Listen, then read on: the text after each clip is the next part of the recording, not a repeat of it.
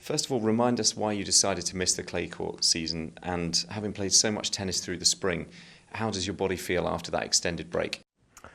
Well, I mean, the idea was to play the French Open after all.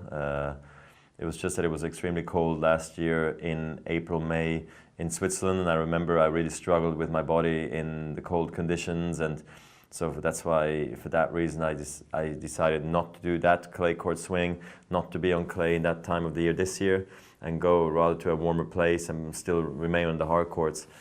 When I returned to Switzerland, I just didn't feel like mentally and physically I was ready to play the French Open, because the big goal for me was the grass court season with Wimbledon and the two tournaments with Stuttgart and Halle, and I didn't want to jeopardize my chances for the grass court season. And also for the rest of the season, I just wanted to be as healthy as possible and not compromise anything. And that's then when the decision came down to not playing Paris. It was a tough one. It's the first time in my life, really, that I pulled out of a Grand Slam by feeling fine. Actually, I was totally ready to go. But it would have been the unknown to just switch surfaces and just enter the French Open, maybe one of the toughest tournaments out there. So I just didn't feel like it was the right thing to do. And that's why I ended up skipping Paris. And in your absence, what have you made of the tour, specifically the incredible form of Rafa and ongoing lack of tournament wins from Novak and Andy? Well, yeah, I think what stands out is Rafa's 10th win at the French Open, and then Stan's great run again in Paris as well. I think the best players were in the finals, and Rafa once again cemented himself as maybe the greatest tennis clay court player of all times. And, you know, he's making a case for himself to be one of the greats of all time anyway, since a long time. But this one is just absolutely tremendous. I mean, I'm so impressed by how you can just dominate one tournament, you know, from start to finish, basically throughout the entire career. And he's been doing that again. So it was very impressive. I was very happy for him.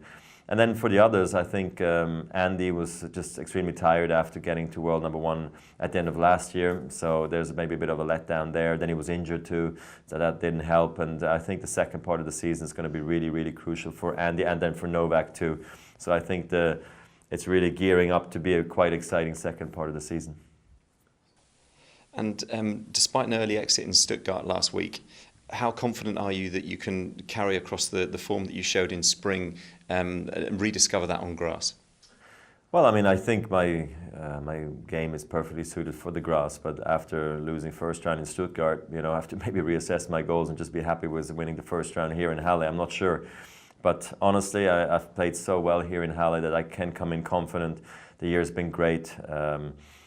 You know, it wasn't all bad in Stuttgart. I should have won that match against Tommy, but at the end, down the stretch, he played, you know, more committed tennis that I couldn't come up with anymore. But I did win more points, and normally when you do win more points, and I did have match point, you know, you should find a way, and I just didn't. So it was quite disappointing, because I think I could have had a great run there in Stuttgart, but maybe that's exactly the kind of loss I needed to fuel myself for what's to come now in Halle and Wimbledon.